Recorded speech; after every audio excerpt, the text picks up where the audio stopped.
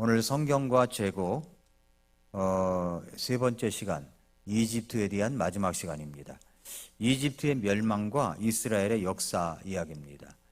이집트가 성경에 처음 나올 때는 아브라함 시대 때 아브라함이 기근이 심해가지고 이집트로 내려갔다는 이야기가 여러분이 기억날 것입니다. 창세기 12장에 나오죠. 그런데 그곳에 내려갔다가 자기 와이프를 누이라고 속여서 망신을 당하고 그리고 다시 올라오게 되죠. 그런데 이삭이 창세기 26장에 보면은 이삭이 기근이 심할 때 똑같이 내려가려고 했는데 하나님께서 이집트로 내려가지 말라고 말씀하셨던 내용이 있습니다. 요셉이 이집트의 종으로 팔려갔었죠. 거기에서 총리가 됐고 그리고 이스라엘 전 가족이 이집트로 이제 내려와서 거기서 7년 풍년, 7년 흉년, 14년 이후에 오랜 세월 동안 이집트에서 고센 땅에서 이스라엘이 잉태되어 민족으로 탄생되는 그런 계기가 되었습니다. 그리고서 나서 이제 출애굽이 되죠. 출애굽이 돼가지고 이집트가 이스라엘 백성들을 추격하다가 홍해에 수장되어 수많은 군대들, 병거들이 수장되는 그런 일들이 벌어졌습니다. 여기까지 이제 이집트에 대한 이야기를 지난 시간까지 보았습니다. 자, 이 시간에는 이제 몇 군데로 나눠서 볼 텐데 솔로몬 시대로 뛰어넘어갑니다. 이제 이집트에 대한 이야기가 어떤 얘기냐면은 이집트의 공주를 솔로몬이 아내로 취하는 얘기가 나와요. 이스라엘 백성이 가나안 땅에 들어간 지 500년이 지난 후에 솔로몬 시대가 되었습니다. 근데 이스라엘과 이집트의 관계를 보면은 열왕기상 3장 1절을 한번 열어보시기 바랍니다. 열왕기상 3장 1절. 성경을 쭉 찾아가는 거니까 열왕기상부터 한번 찾아가 보겠습니다. 열왕기상 3장 1절.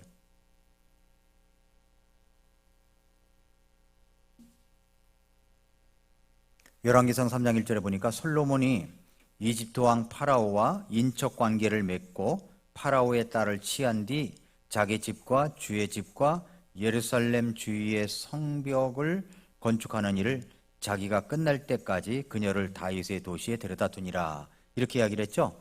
출애굽한 후에 500년이 지난 후에 이집트의 왕과 솔로몬 사이에 이 국제 정치의 정략 결혼이 이루어지는 내용입니다.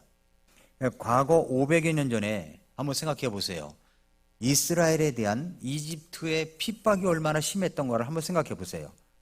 자기 민족을 채찍으로 때리며 또 노동을 시켰고 아들이 태어나면 강물에 던져서 죽게 만들고 그리고 그 나라의 왕이 정말 파라오가 이스라엘을 한 120만 명 정도 되는 노동력을 갖다가 무임금으로다가 노동력을 착취해가지고 이집트 제국을 만들려고 하는 시도를 했던 곳이 바로 이집트였습니다. 그런데 500년이 지난 후에 솔로몬이 이집트의 공주를 데려와서 자기 정실로 이제 자기 아내로 삼으려고 합니다. 그러니까 이 이집트의 공주를 데려왔는데 유일한 왕비가 아니라 솔로몬의 후궁 중에 한 사람이었다는 거예요. 다시 말해서 1000명의 후궁들이 있었다고 그랬죠. 1000명의 부인 중에 한 사람으로서 데려왔다는 말이 되는 겁니다. 그러니까 상황이 얼마나 반전이 됐습니까?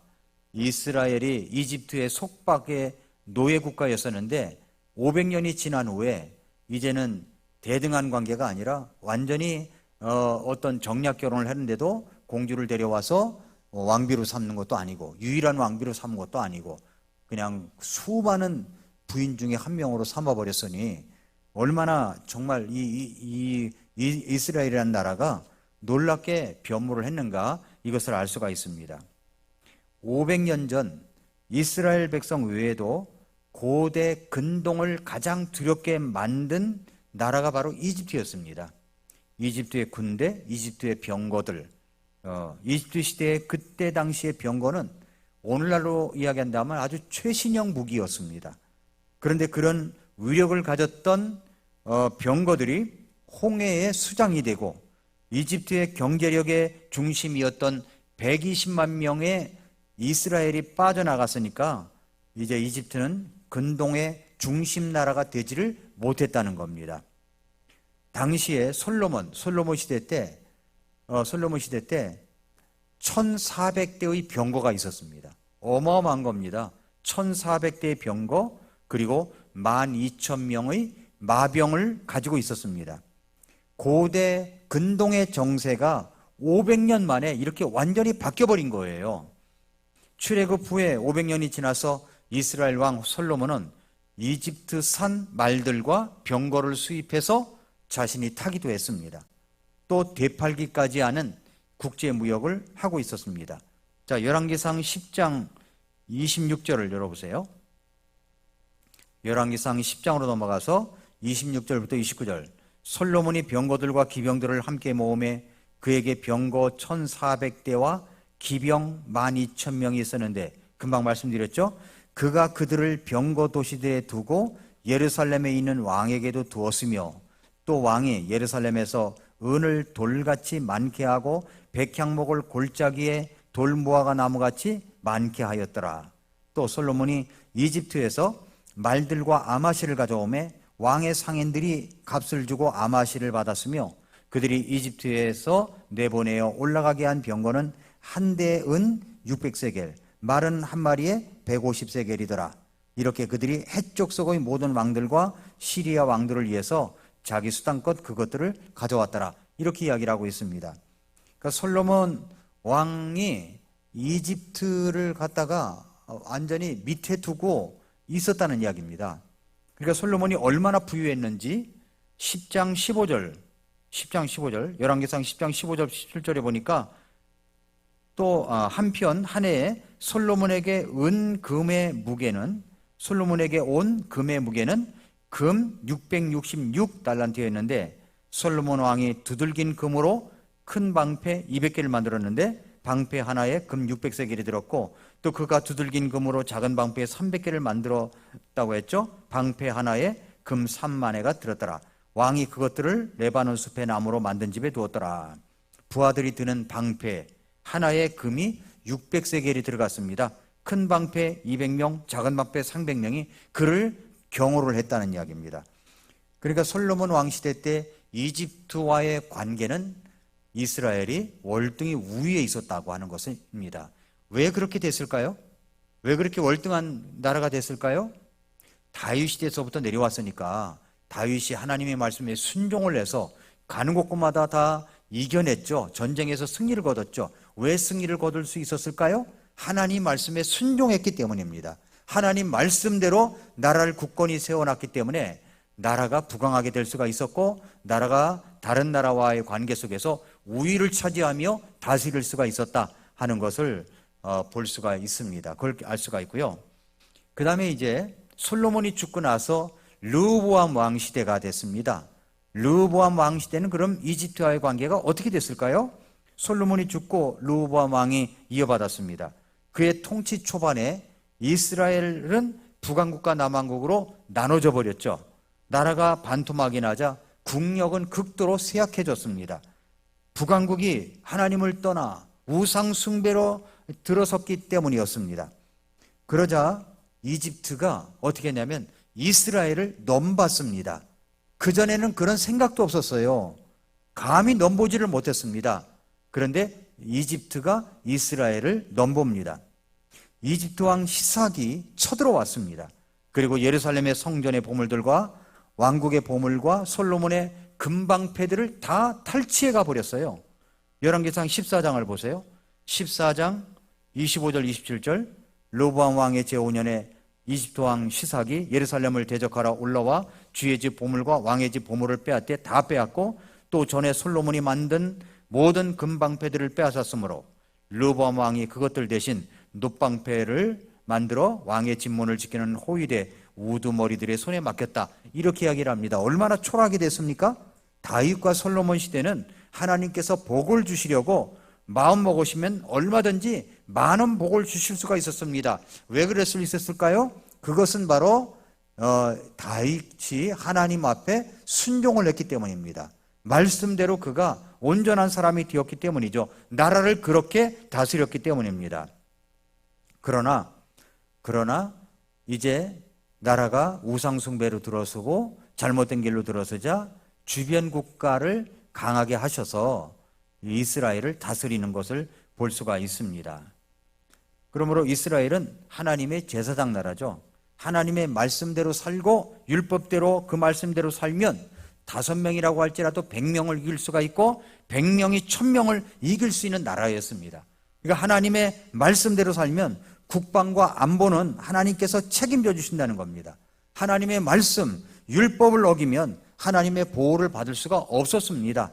르호보암 시대에 이집트의 침략은 당시에 무엇 때문에 그랬을까요? 이스라엘의 죄악 때문이었다. 이것을 우리가 볼 수가 있습니다. 이런 면들을 우리가 읽을 줄 알아야 됩니다.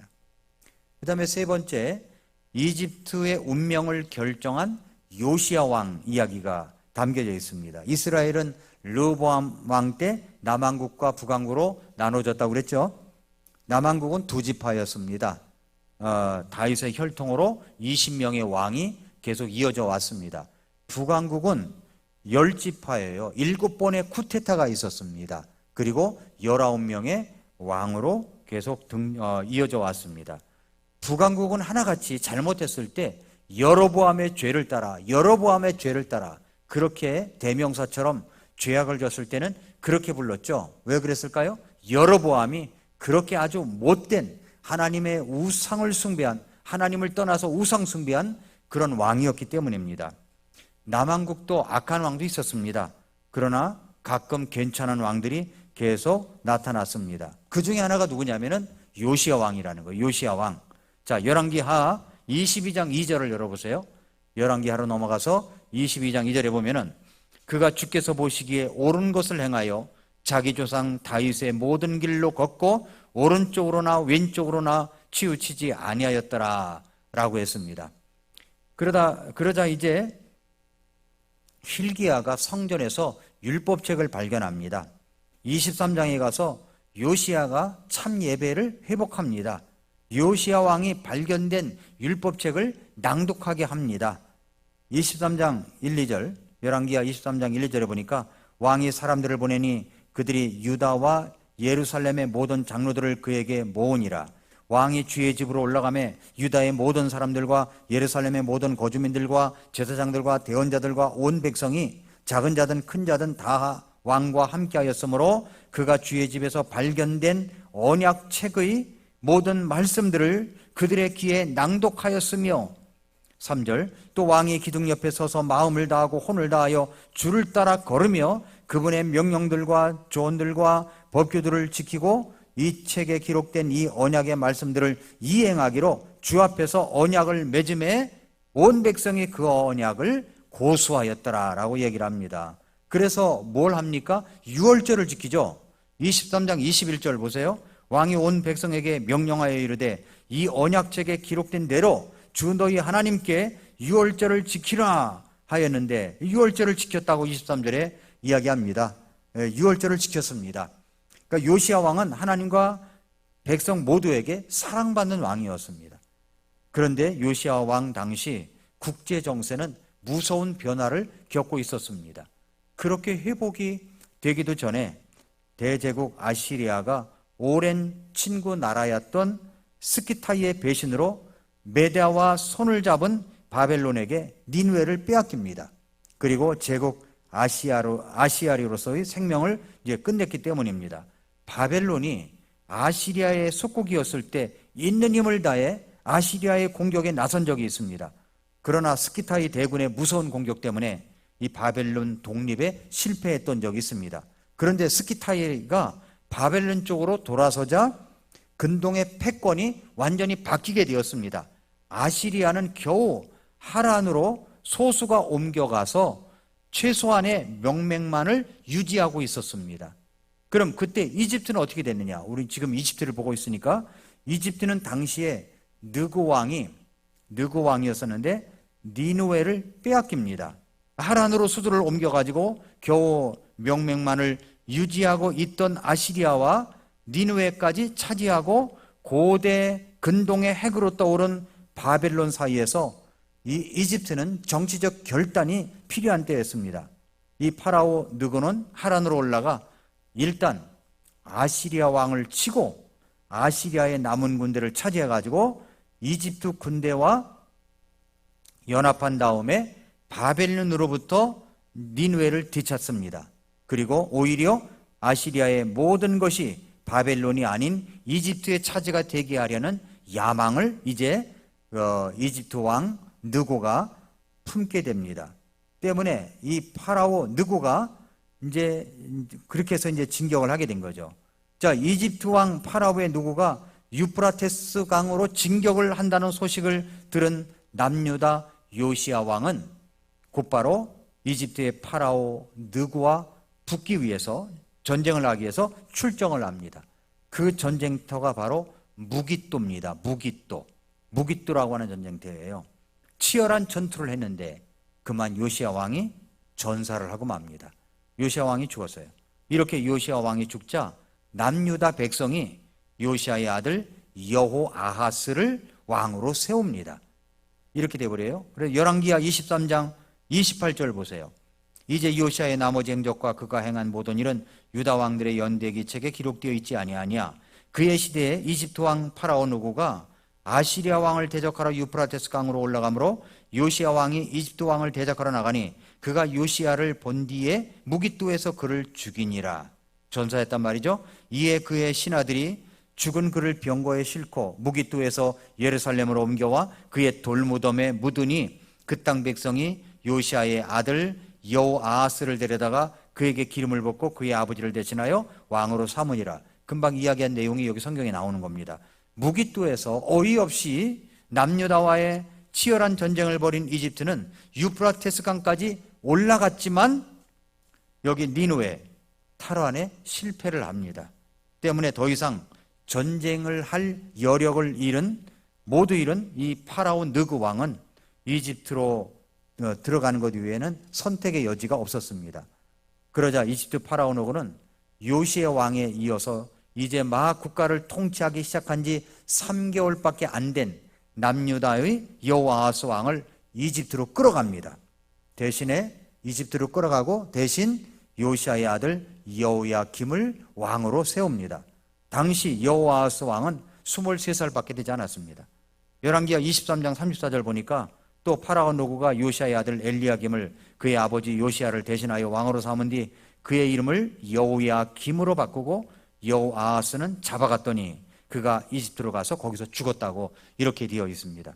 그리고 이집트는 이제 남유다에게 조공을 바치게 되죠. 이런 결과가 왜 그랬냐면은 요시야 왕이 일어서려고 노력을 했지만은 그 전에 왕들이 너무 악한 왕들이 많아가지고 이스라엘이 우상숭배를 하고 남유다가 우상숭배를 하고 잘못된 통치를 했기 때문이었습니다. 자기가 세운 남유다의 왕 이제 이집트가 자기가 세운 남유다의 왕 여호야김을 압박해가지고 여호야김은 왕이 된 대가로 이집트에 은과 금으로 조공을 바치는 일이 벌어지고 말았습니다. 자, 이런 원인이 어디서 왔을까요? 이런 것들을 생각해야 되는데 지금 하나님 앞에서 어떤 모습이어야 되는가를 생각하지 않고 조공만 바치는 거예요.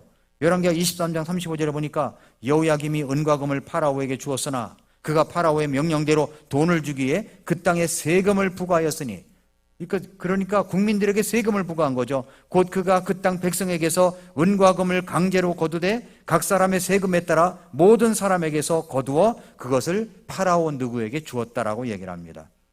그러나 근동의 새 주인으로 등장한 바벨론, 이제 바벨론이 이제 근동의 패권을 쥐고 있었습니다. 그 세력이 만만치를 않았어요. 남유다의 여호야김 왕은 바벨론의 압력으로 3년간은 바벨론을 섬깁니다. 그러다가 옆에 또 밑에서 이집트의 압력이 워낙 거세지자 이번에는 또다시 바벨론을 배신하고 이집트로 돌아섭니다. 그러자 여호야김 4년째 바벨론이 이집트를 치러 직접 나서게 됩니다. 그 전쟁을 역사는 갈그미스 전투라고 그래요. 갈그미스 전투라고 말합니다. 이때 바벨론은 이집트를 완전히 정복하고 이어서 남유다로 진격하게 되는 겁니다. 예레미야 46장 2절에 보니까 이것은 이집트를 대적하는 말씀이요 유프라테스 강가의 갈기미스에 있던 이집트 왕 파라오 느고의 군대를 대적하는 말씀인데, 유다 왕 요시아의 아들 여호야김의 제4년에 바빌론 왕 느부갓네살이 그 군대를 쳤더라. 금방 이야기한 것이 이 말씀에 나오고 있죠.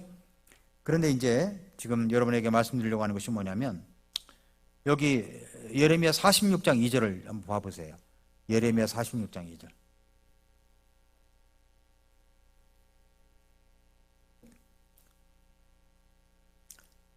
자, 46장 2절에 보니까 이것은 이집트를 대적하는 말씀이요 유프라테스 강가의 갈그미스에 있던 이집트 왕 파라오 느고의 군대를 대적하는 말씀인데, 그 다음에 잘 보세요. 유다 왕 요시아의 아들 여호야김의 제4년에 바벨론 왕 느부갓네살이 그 군대를 쳤더라.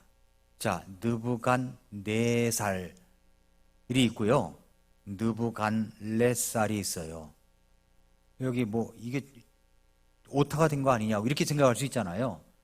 근데 개역성경에는 자 느부갓네살로 다 되어 있습니다. 그런데 킹제임스 성경은 느부갓네살이 있고 느부갓네살이 있어요. 왜 그럴까요? 이게 왜 그렇습니까? 왜 그럴까? 이제 이 대답이 뭐냐면은, 느부갓네살이라는 이름은 느부갓네살, 네살이라는 이름은 열왕기하 24장 1절에 처음으로 나오는데, 느부갓네살은 예레미야 21장 2절에 처음으로 나옵니다. 열왕기하 24장 1절에 보니까 여호야김 시대의 바벨론 왕 느부갓네살이 올라오매 이렇게 돼 있어요. 그렇죠? 네살이 있고 렛살이 있다고 그랬죠? 그런데 예레미야 21장 2절에는 바벨론 왕 느부갓네살이 우리를 대적하여 전쟁을 일으키니 라고 되어 있죠. 근데 킹제임스 성경을 보면 동일 인물에 대해서 느부갓네살은 60회 정도, 그 다음에 느부갓네살은 31번 나옵니다. 그러니까 흥미있는 것은 느부갓네살이 예레미야와 에스겔에서에만 나온다는 거예요. 렛살이라는 말은. 그러나 느부갓네살은 열왕기야, 역대기, 상하, 에스라, 느헤미야, 에스더, 다니엘서에 나오고 예레미야에도 10번 나옵니다. 이 이름들은 바벨론의 가장 위대한 왕으로서 유다를 포로로 잡아간 인물의 이름입니다. 그런데 대부분의 현대 역본들, 그러니까 킹제임스 성경이 아닌 다른 성경들은 그냥 느부갓네살이라고 다 그렇게 표기되어 있습니다. 그러나 영어 킹제임스 성경 번역자들은 두 종류의 이름을 사용한 거예요. 원래 다수사본에 그렇게 되어 있기 때문에 히브리 말을 그대로 보존해 준 겁니다. 그러면 하나님께서 같은 사람에 대해서 하나는 느부갓네살이라고 그랬고 하나는 느부갓네살이라고 한 이유가 도대체 무엇 때문일까요? 이 문제에 대해서 제임스 헨슨 교수라고 하는 분이 아주 많은 연구를 해가지고 이야기한 게 있습니다. 그러니까 지난 몇백 년간의 주석서들을 다 비교해 봤더니 각각의 이름이 나올 때의 문맥을 살펴봤다는 겁니다. 그래서 느부갓네살이라는 말은 고귀한 보호자라는 뜻이 있어요. 고귀한 보호자. 근데 느부갓네살은 고귀한 종을 뜻한다고 결론 내렸습니다. 고귀한 보호자냐, 고귀한 종이냐. 자, 느부갓네살은 하나님의 종으로 하나님의 진노를 수행하는 도구로 쓰일 때 사용됐다는 말이에요. 하나님의 진노가 있어서 느부갓네살을 동원시켜 가지고 징계를 할 때 사용됐던 이름이 바로 고귀한 보호자, 고귀한 종이라는 뜻, 그 하나님의 종이라는 뜻으로 썼단 말입니다. 느부갓네살이. 그런데 느부갓네살은 단순히 그냥 역사적 행보를 기록할 때만 썼다는 이야기입니다. 그래서 느부라는 말은 느보를 가리키면서 바벨론의 태양신처럼 고귀한 존재를 나타내는 말이고, 갓이라는 말은 갈대아를 줄인 말이에요. 바벨론의 제사장 계급을 뜻하고 네라는 말은 보호자, 레라는 말은 종, 살은 뭐냐면 러시아의 왕을 갖다 짜르라고 그러잖아요. 짜르. 짜르. 왕이란 말입니다. 살릴 말은 왕이란 말이에요. 그러니까 여기서 느부갓네살은 하나님의 종으로 하나님의 말씀을 수행하는 도구다. 이렇게 쓸 때 그 사람 이름을 느부갓네살로 했고, 그냥 단순한 역사적 행보를 기록할 때는 느부갓네살로 했다. 이것을 우리가 알 수가 있습니다. 이해가 되셨죠? 그런 구절 나오면 그거 찾아내는 사람이 있거든요. 목사님 이거 오타가 나왔어요 하고 이렇게 이제 하는데, 오타가 아니라 이런 뜻이 있다는 겁니다. 킹제임스 영어 성경은 그대로 원어 히브리어를 그대로 살려가지고 이렇게 번역을 해놨다고 하는 것입니다. 자, 그런 이야기가 이제 있어서 여러분에게, 왜냐하면 느부갓네살이 나오니까 이거 알아야 되겠다 싶어서 여러분에게 말씀을 드리는 겁니다. 자, 그럼 네 번째, 이집트가 무기또 전투와 갈그미스 전투를 벌입니다. 무기또 전투는 이집트와 남유다의 전쟁 중에 있었던 전투고, 갈그미스 전투는 바벨론이 이집트를 치러 내려와서 이집트를 완전히 점령한 후에 이집트가 바벨론의 속국이 된 직접적인 원인을 제공한 전투다. 무기또는 그리스어로 아마겟돈이라고도 부릅니다. 무기또, 아마겟돈. 무기또 전투에서 요시야 왕이 전사를 하죠. 그러니까 아쉬움이 큽니다. 자, 이제 마지막으로 이집트의 멸망을 보겠습니다. 오늘 읽은 이사야서 19장 1절부터 10절까지 그 내용이 나옵니다. 이집트가 멸망하는 내용이에요. 가만히 읽어보십시오. 이집트가 어떻게 됐는가? 이집트에 대한 엄중한 부담이라 보라, 주께서 빠른 구름을 타고 이집트로 오시리니, 이 말은 무슨 말이냐면 심판이 굉장히 빨리 온다는 말입니다. 이집트의 우상들이 그분의 얼굴 앞에서 흔들리겠고 이집트의 마음이 그곳의 한가운데서 녹으리라. 왜요? 내가 이집트 사람들을 대적하려고 이집트 사람들을 세우리니 그들이 저마다 자기 형제와 싸우며 저마다 자기 이웃과 싸울 것이요 도시가 도시를 대적하고 왕국이 왕국을 대적하리라. 뭐 다른 나라에서 쳐들어올 것도 없어요. 같은 형제끼리, 같은 그런 도시끼리 싸운다는 거죠. 그래서 3절, 이집트의 영이 이집트 한가운데서 쇄진할 것이며 내가 이집트의 계략을 멸하리니 그들이 우상들과 마법사들과 불인 영들을 지닌 자들과 마술사들에게 계략을 구하리라. 우리가 어떻게 하면 좋겠느냐 해가지고 마술사들, 맛을 부리는 사람들에게 계략을 구하지만 할 수가 없다는 겁니다. 그래서 4절에 또 내가 이집트 사람들을 잔인한 군주의 손에 내주리니 포악한 왕이 그들을 다스리리라. 주 곧 군대들의 주가 말하노라. 그러면서 이제 자연재앙이 일어난다는 것을 여기서 또 이야기합니다. 바다에서 물들이 없어지고, 바다에 물들이 없어진대요. 강이 피폐하게 되어 마를 것이며, 나일강이 흐르잖아요. 나일강. 그들이 강들을 돌려서 멀리 보내리니 방어용 시내들이 고갈되어 마르고 갈대와 푸들도 시들고 시냇가와 시내 어귀의 종이 갈대들과 시냇가에 심은 모든 것이 시들고 몰려나서 더 이상 있지 아니하고 어부들도 애곡하고 고기가 안 잡히는 거예요. 여러분, 우리나라에 곳곳에 고기가 안 잡힌다고 생각해 보세요. 동해안, 서해안, 남해안에 고기가 안 잡힌다고 생각해 보세요. 굉장한 식량난을 겪게 될 겁니다. 그래서 어부들 대국하고 시내에 낚시를 던지는 모든 자들도 슬퍼하고 물 위에 그물 치는 자들도 기운을 잃고 고운아마로 옷을 만드는 자들과 그물 제품을 짜는 자들이 당황하고 고기를 잡으려고 소문과 연못을 만드는 모든 자들이 이집트에 대한 그분의 목적 가운데서 부서지리라 라고 얘기를 했습니다. 계속해서 19장은 이집트의 몰락에 대해서 이야기를 하고 있습니다. 이집트는 세계 4대 문명의 발상지 중에 하나입니다. 일찍이 나일강을 잘 활용해서 농사라는 첨단 산업을 일으켰고 하나님의 사람 요셉을 이집트의 총리로 임명하여 풍년과 흉년 관리 14년을 잘해가지고 고대 근동에서 가장 월등한 경제력을 갖춘 나라였습니다. 이후에 요셉의 후손들과 이스라엘을 노예화하여 노동력을 가진 자 약 120만 명을 무임금 노동력을 기반으로 경제력을 굉장히 극대화시켰습니다. 좋은 말의 생산지였고 병거를 활용한 무기를 가지고 제국으로 나가려고, 제국이라는 것은 다른 나라를 다 점령한다는 거죠. 제국으로 나아가려고 야심찬 계획을 세우기도 했습니다. 그러나 홍해 사건이 일어났죠. 홍해에서 이스라엘 백성들을 추격하다가 그들은 전부 다 수몰되고 말았습니다.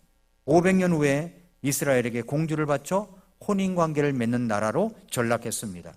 그럼에도 불구하고 이집트는 고대 근동 국가에서 무시할 수 없는 세력을 가진 나라였습니다. 이스라엘이 나누어져 북왕국, 남왕국이 되었을 때 이집트는 곧바로 세력을 키워서 고대 근동의 패권을 찾아보자 해가지고 아시리아를 견제하는 정도의 힘을 회복하게 됩니다. 이스라엘은 역사적으로 이집트를 지배하기도 하였지만 하나님께 우상숭배를 하여 범죄함으로 말미암아 이집트에게 조공을 바치는 수모를 겪기도 했습니다. 이스라엘은 또 아시리아와 이집트 두 나라 사이라는 지정학적 위치 때문에 언제나 전쟁의 위협이 있는 곳이었고, 그리고 여러 가지 조공을 바치며 눈치를 살피다가 결국은 하나님께 우상 숭배를 함으로 남유다 왕국이 20대 왕으로 끝나게 되었다는 겁니다. 그러나 여러분, 하나님은 하나님의 율법을 지키는 것이 외교와 국방 문제 해결의 열쇠라고 말씀하시는 거예요. 강대국이 세계를 경영하는 것이 아닙니다. 그러므로 오늘 이 말씀을 통해서 이집트의 멸망을 통해서 우리가 깨달을 수 있는 것이 뭐냐면, 강대국에 대한 두려움이 하나님에 대한 두려움보다 크면 점령당하고 만다는 겁니다. 강대국에 대한 두려움 때문에. 여러분, 중국이란 나라 강대국이죠. 예?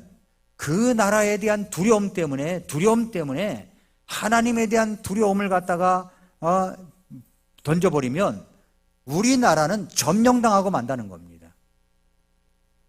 잠언 1장 7절에 보면은 주를 두려워하는 것이 지식의 시작이나 어리석은 자들은 지혜와 훈계를 멸시한다고 그랬습니다. 여러분, 주님을 두려워하는 것이 지식의 시작입니다.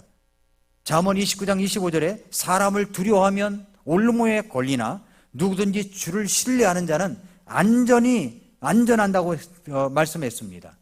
그러니까 우리가 사람을 두려워하는 게 아니라, 강대국을 두려워하는 게 아니라 하나님을 두려워할 줄 아는 나라로 똑바로 서면 나라가 부강하게 되고 똑바른 나라가 될 수가 있다는 겁니다. 이번에 국회의원 선거도 마찬가지예요. 하나님을 두려워할 줄 아는 사람을 뽑아야 돼요. 하나님을 두려워할 줄 아는 사람은요, 자기가 잘못했으면 잘못했다고 인정하고 쓰그러들고, 그리고 자기가 정말 당당하게 하나님을 두려워할 줄 알고 나라를 위하면 당당하게 나서는 겁니다.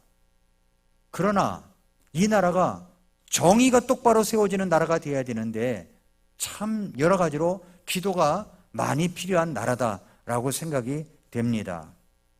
20대들이요, 뭐라고 했는지 아십니까? 어이가 없대요. 어이가 없대요. 남미처럼 될까봐, 우리나라가 남미처럼 될까봐 어이가 없다는 겁니다. 20대들이 그런 거예요.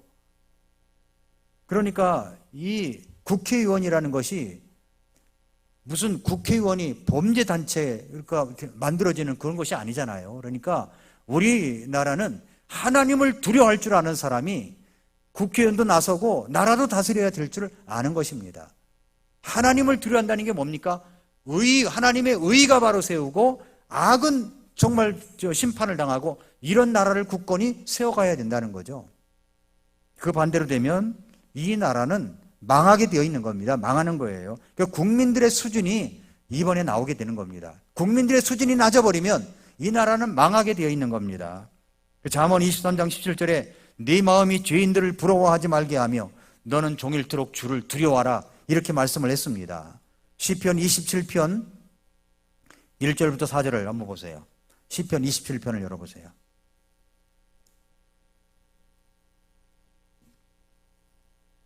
시편 27편 1절부터 4절에 보니까 주는 나의 빛이요 나의 구원이시니 내가 누구를 두려워하리요.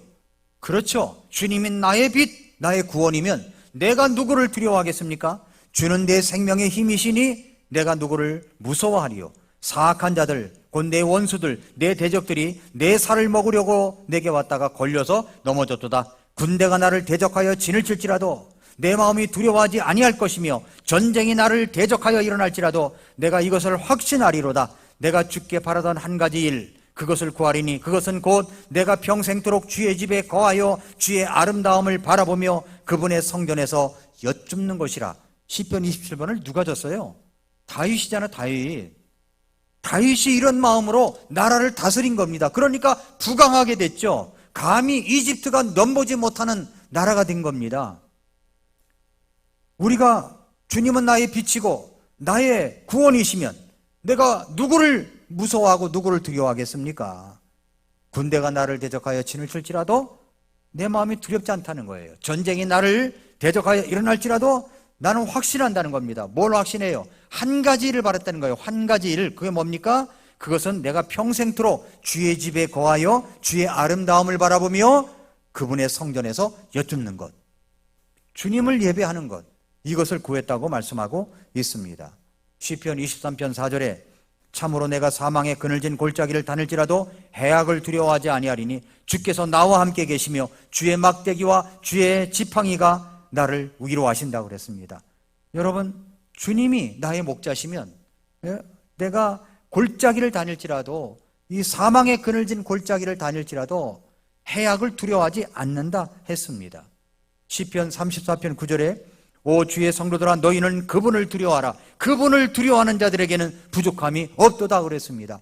하나님을 두려워하는 마음을 가져야 됩니다.